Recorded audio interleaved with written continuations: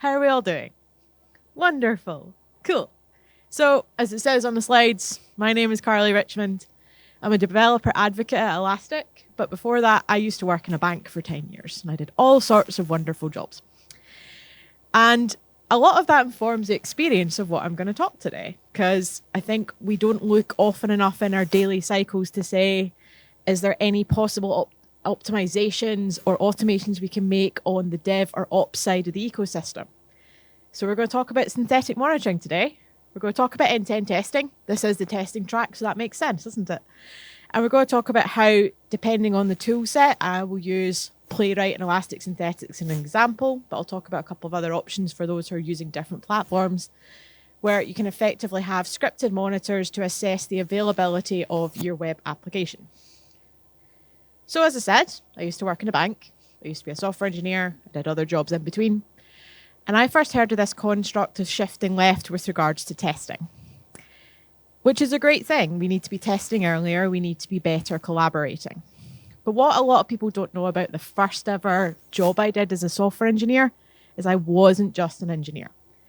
I worked on a regulatory system that was, well, rather niche and didn't have a lot of knowledge, not just within the organization, but within the entire community on it. And that meant that I wasn't just responsible for developing new features and logic. I was everything. I was a tester, I was production management, I had to do all of it. So this notion of shifting left is actually not a weird thing to me because it was the first thing I ever did when I graduated from university. What I found weird actually turned out to be the norm, which is this battle between the dev and ops side, between dev and SRE. Kind of like Rock'em Sock'em Robots. And I don't understand why. Because I thought the whole point of building software for users was we built a reliable experience that people could enjoy using, that could help them do what they actually want to achieve. Not that we can have these kind of petty battles over a game. And I think, sadly, it stems from several reasons. The first, we've got to think about the historical structure about how support and development have actually maintained and how that hasn't changed through the emergence of DevOps and SRE over the past 10 to 20 years. The reality is that the existing silos of having walls in different departments is causing this animosity further. It's leading to situations where, for example, you have segregated access between developer and production environments, which, while in certain ecosystems is necessary, can mean that it also builds up cultural walls as well. And it's very rare that we find someone that can actually sit on the wall between two sides. So we need to find a way to work together and collaborate. But we struggle to empathize with each other, don't we? Do we really actually sit and think about what it's like to be a developer if we are an SRE and the other way around? The reality is we don't. We throw things over the fence at each other and complain when those particular toil items aren't picked up by the developers. They're prioritized over something else that the product owner talked about. Or that developers are complaining that, they have to be pulled onto incident calls for outages, like was being said this morning in the first keynote, when maybe they shouldn't be there. Briefly talked about prioritization, but it's an important point. With the emergence of Agile, not that it's a bad thing, we have better engagement and understanding that we're delivering an application for use by users and have roles such as product owner or product manager to facilitate that. But the problem is that if we don't have a common prioritization for the other items, the toil, the degradation of our application, we often prioritize new shiny features over fixing things that are fundamentally broken. And that's not a great experience for anyone. And the last thing, which is basically the whole point of this talk, is we use common tooling for the same objective. And that just wastes all of our time. Let's be honest. I'm sure we'd like to do loads of other fun things and free up ourselves through automation to get down to the important things. So that's why we're going to say that testing and monitoring can be two sides of the same coin. So end-to-end testing, who's familiar with the term end-to-end testing? Everyone. Okay, we're going to gloss over that then, so that's fine. But who's familiar with synthetic monitoring as a term? Okay, there's not the same number of hands. So, synthetic monitoring, you probably have heard about it but not realizing it. It is some form of basically automating that you can verify on a fixed schedule if your application is alive. Now, this could be as simple as pinging an HTTP endpoint to say, hey, I can access that API endpoint. Sure, great. But it can be something as complex as using scripted monitors to actually simulate the user clicks and behaviors that they're going to perform against your application, which is what we do in end-to-end testing, if you really think about it. So we're building automations, but quite often we're using different tool sets for this. So one prime example I have when I used to work in banking was we made heavy use of Cypress in one of the teams I worked with.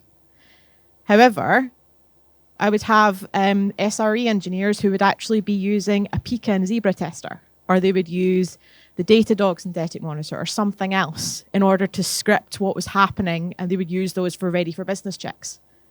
But if we're both simulating a click, why can't we do them in a more collaborative way? Why can't we basically use the same technology to achieve both ends?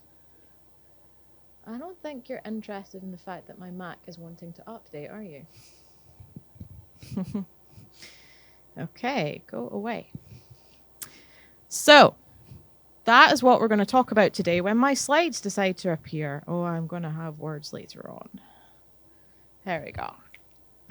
So, I am going to use Playwright. I am using Playwright because it is there are several flavors of language available, but for my case, it's a JavaScript-based framework that allows me to write end-to-end tests and automations. As a front-end engineer, that's my happy place, writing JavaScript and TypeScript. We're going to use GitHub Actions to see how we can run these journeys, these monitors, these tests, whatever we want to call these constructs, as part of our CI for gating changes and stopping monitors that are broken getting into production. And then we're going to use synthetics as well as part of the observability platform to allow us to see the state of the monitor, what the execution is, and other fun things alongside our logs, like seeing degradations, etc. Because ultimately, we need to treat these user journeys as an asset that can be used on several sides. We need to be able to say, let's write these as multidiscipline teams alongside building features, run them as tests, then push them into our native production monitoring ecosystem so that it can be monitored by SREs, developers, anybody at all who's actually interested in this information. So I mentioned 3 components. How do these fit together? Well, what we're wanting to do, is we want to have these monitors stored as an asset. You know, with the movement to infrastructure as code, why aren't our monitors code as well? So what we'll have is a TypeScript definition file, which will basically perform those user activities, those clicks and everything else, making use of a Playwright page object. And we can actually then store them alongside the vanilla monitors that we're used to, which can be written in YAML. These will ping... Oh, for goodness sake, I've picked the wrong time to update, haven't I? There we go.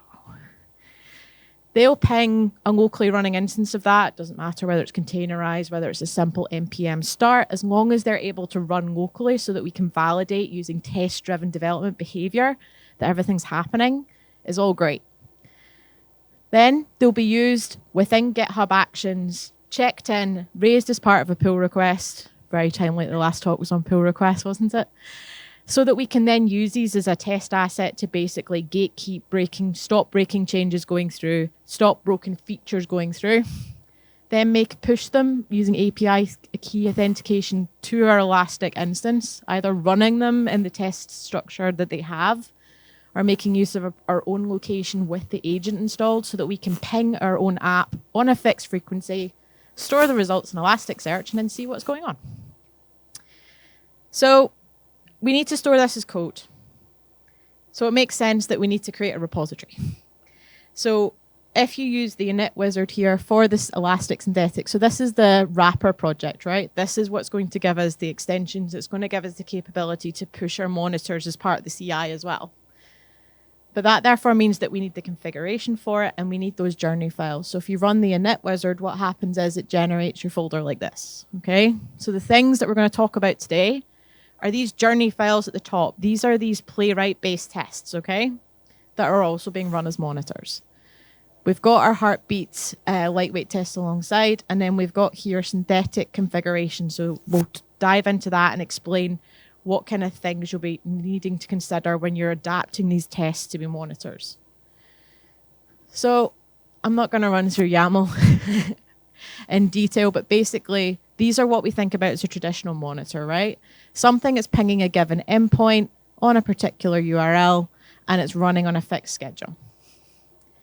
We need to move away from that, and that means that we need to set for these kind of end-to-end tests to run as a monitor, we need to tell them what they're running against. So we're running them in two cases, which means that we need to potentially run it against the testing environment, we need to be able to run them locally, and we also need to be able to run them against the production running app. So we need to have the situation using conditional logic where we say, you know what, this is what my endpoint URL is for normal case, and then picking up the node environment, so saying, you know, what environment is my app actually running as, then saying for a production case, right, I'm going to ping the production app instead. And that's how we get that notion of running it as a dual case. We also need to know where we're pushing it to, so where is your elastic deployment? You need sometimes to configure the playwright options, so perhaps you have things like custom user credentials for a test user that you might need to include, things like that, so that would be probably where that would go. And then sample monitor setting, so a default of how often it needs to run so that you don't need to specify it for every single monitor journey that you write. So this is what this journey looks like, okay? So this is the idea of what a user would do. So this is my example for a little e-commerce app I built in Svelte for fun, which basically is going through a series of steps for them, you know, going to the home page, moving through to the order page, and then adding items to their cart. Who's got familiarity with Playwright out of curiosity? Got one person. Oh, no, there's a couple. Cool. So for those who haven't, we'll dive in a little bit, but go check out their documentation. It is obviously a Microsoft maintained project. Really good documentation, really good examples. Go dive in. But the main things is you've got this page object, which basically is what you're using for extracting the HTML elements from your page, and then also performing the appropriate actions against it. So what are you clicking? What text entry are you going to manipulate, etc.? So there's a couple of ways to get these attributes out. So you can use the locator, which is basic CSS syntax, where you'll pull the element out, again, using the heavy await logic, because it is JavaScript we're using, and then seeing that we've actually got the expected value. I recommend using getByTestID. Historically, when I wrote these tests, we would do everything using CSS selectors for either IDs or for class names. See, if you use class names and you then make a change to your styling, or someone doesn't realize that that class name is associated with testing and not with styling, you're going to end up in a bit of a mess because you have coupled your styling changes in your app to your testing. And that's not a nice way to do things. So using this attribute data test ID, using this utility, means that we can extract these out, perform the actions such as click, text entry we want, and then perform the assertions that we need to. So I will flag up the QR code if anyone wants to dig in the code in detail, but the essential idea is that we have a series of steps which are going to form our test, our journey, our monitor as well, so that we can kind of go off and actually run the same thing in multiple places. What is going on?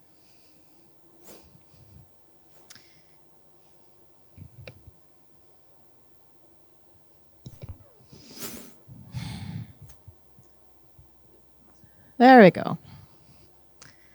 So we're going to be doing test-driven development practices, hopefully. Don't worry, I won't judge if you're not doing the loop every single time. The point is that you'll basically end up with a situation where you're building this journey alongside a feature. Maybe you're using techniques such as example mapping and BDD spheres. The point is that you'll be able to have a passing test that then gets pushed as part of your CI step. So think about using GitHub Actions, using some form of CI. There's two things really that you want to do in here, in addition to building your app to check that it works. You're going to want to run the tests. So you basically run them within the journeys folder. That's why we've set working directory here.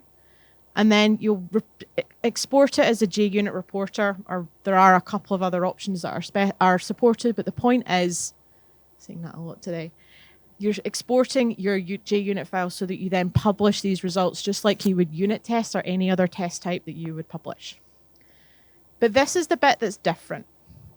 Because think about it, we want to make use of an automated deployment. So hopefully if we're doing small features that are pushed to production automatically, we have the situation that when we push our changes, push our new version of our application, we want to push these monitors rather than relying on someone manually putting them into the observability platform, which was the old way of doing this.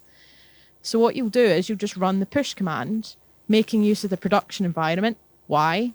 Well, think back to that config I had. What do you think is going to happen if you push the monitor when it's pointing to localhost or a local container that you've set up in your machine? You're going to break all the monitors. That's not great for visibility and reliability if you can't see what's going on in your production monitors because you inadvertently are pointing to the wrong environment. So make sure that you've specified the node environment to match what's in that configuration file. And then you need to specify your API key. Please use appropriate secret management for this API key. It is not a public asset you want to be putting out on GitHub. If you've got a public GitHub, that's probably not smart. And then you'll just run this push command. And by magic, they end up in here. And then you're able to see simple things like, what's the state of it? Is it green? What's been the state over the last 6 or 12 hours? Have I had particular failures appearing? What's the duration over time? Historically, when I wrote end-to-end tests, one of the biggest bugbears we had was that these tests would get increasingly longer and longer and longer. And we wouldn't know why. And this is an important consideration for looking for toil and degradation. This could be app-specific, it could be test-specific, it could be monitor-specific. But the point is being able to see that. Being able to see what the errors are. So here you'll see this is the execution for an individual monitor, seeing what's expected and received, and also seeing the screenshots, which historically with earlier versions of some testing libraries I didn't have access to. And then as you'll see in the corner, duration for each of the steps again. Because if we look out for degradation, maybe then we can do smart things like put anomaly detection on top of the data. Maybe we can do other smart things like adding in SLOs and then tracking our burn down to figure out our reliability. These things can not just about seeing if something is instantaneously alive every 10 minutes, we can do smart things with the data they generate to see what the patterns are. Whether our app is getting gradually slower, do we need to therefore put in some form of automation or optimization to make things better? But I'm going to be honest. Obviously, we're at SRE Day, so a lot of kind of passionate SRE professionals in the room today. But if we're working in multidiscipline teams, we're not always working with people that know Playwright. We're also not always working with people that are comfortable writing these tests from scratch. Or sometimes there's just a user issue that you want to try and pull out quickly. So there's another cool wee util, which a lot of other usability providers might have these as well, where basically it will generate it based off the clicks. So this is the recorder. So you set it on a website, it opens up a Chromium browser, it'll capture all the clicks recorded, you can see running through behind me, and then you'll be able to build that same scaffolding that we actually worked through in the code example. Now this is good for just getting an initial thing so that you can then add in other code snippets quickly, but also it's a good way for getting an initial framework if you're not too sure where you're going. And it allows you to check for the obvious things. You know, we need to check for things like button being enabled or disabled, text entry, all those things that we were talking about when we covered that initial Playwright journey test. But then you can run them out, you can export them, and then the loop goes back through again. It's still a code asset that we can then push back into that repo, can use it for formulating that the fix we've put in passes through TDD, and then off we go again. So, as I said, my first ever job, I was doing a little bit of both, and since then I've found it rather strange that we have these warring factions. So it's time to come together. If we're working as part of a multidisciplinary team, or you're working as SRE as a separate organization that's perhaps historically spun out from production management, as long as we're using the same tooling for the same automated ends, we can monitor and test using the same capabilities. It's just about having a discussion, figuring out what tools you're using on each side, then trying to find something that works for both of you. That's exactly what we've talked about today. We have used Playwright, Elastic Synthetic as an example, But whichever platform you're using, go and look and see what scripted browser monitors they have and see if you can start using them in more than one place. So thank you very much, everybody. Hope you're enjoying the comfy seats as well. If you check out the GitHub in the corner, that QR code has got a link to the sample code if you want to go and have a dig through. I won't take questions because I know we're running a bit behind today, but I am floating around, so come and look for me in the green jacket if you want to chat more. Thank you very much.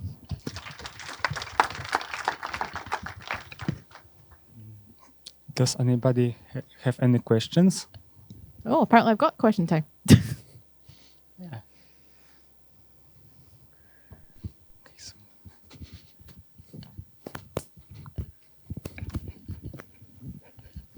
Thanks for the talk, first of all. I was just wondering, does Elastic Synthetics Recorder, is it tied to the specific testing framework? I forgot the name of the framework. Playwright, yeah, Playwright. It is. So what it does is it generates Playwright, but it will give you the kind of Elastic Wrap journey and steps. So that's basically written on top of the Playwright library. That's how it works. So you wouldn't be able to, for example, use that recorder if you were needing to do a Selenium test for import into like New Relic or Splunk or something like that. What I'd recommend is there are other Selenium recorders out there.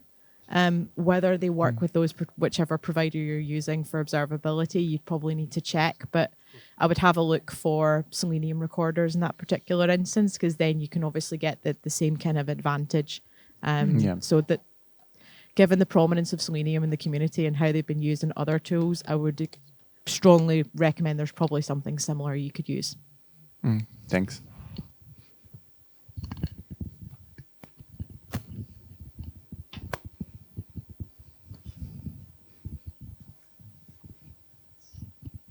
Hi, thanks for the talk. I get asked about end-to-end testing where for heavier workloads where data is going to be changed and it can have an effect. What's the best way around that when you don't really want to have an impact on production data, but that's really the signal that you need? Yeah, because you've got a problem there, don't you? Because so the challenge you're going to have with that is that if you're, well, it obviously depends on the type of system. So if you're injecting tons of large volumes of data, like in a case of maybe more of a performance test scenario, and you do end up, that's kind of getting into more chaos engineering kind of side of things if you think about it. But the bigger problem you'll have is that you need to clean up the data afterwards. So either you have some form of kind of after step for the cleanup, where you actually remove the data that was there. You would need to take into account like the resource consideration on that. So if you're ingesting large volumes, then potentially you're putting load on the database or whatever the data is going to be stored. So that's a configuration you can think of. The other aspect is, do you have some form of kind of blue-green? So if you have a blue-green setup, maybe you only have the synthetic monitors on like the new shiny version. And basically you'll perform the monitors with the data entry, earlier when things are first released on the blue-green. The disadvantage of that is obviously then the other side doesn't have it, but maybe then you have particular monitors are configured for the other one, which are more lightweight, and then you do your heavier data-centric ones on the other one. That might be something to consider. Or I've heard of people wanting to use it for pre-production and staging environments, so that's a consideration as well. But the other option is that if you want to do small tests and you have a dedicated user account and settings or a way to distinguish the data and just do a regular cleanup, that's probably the other way to do it. Thank you. Hi. Thank you for the presentation. I would just like to ask what's the intersection here with OpenTelemetry? What's the intersection with OpenTelemetry? In terms of the monitoring, I'm not aware of a specific option for synthetic monitoring on the OTel space. If someone does know, feel free to correct me. Trace test is the other one? I know. Is there something similar? That's what. Are you giving a trace ID to the tests?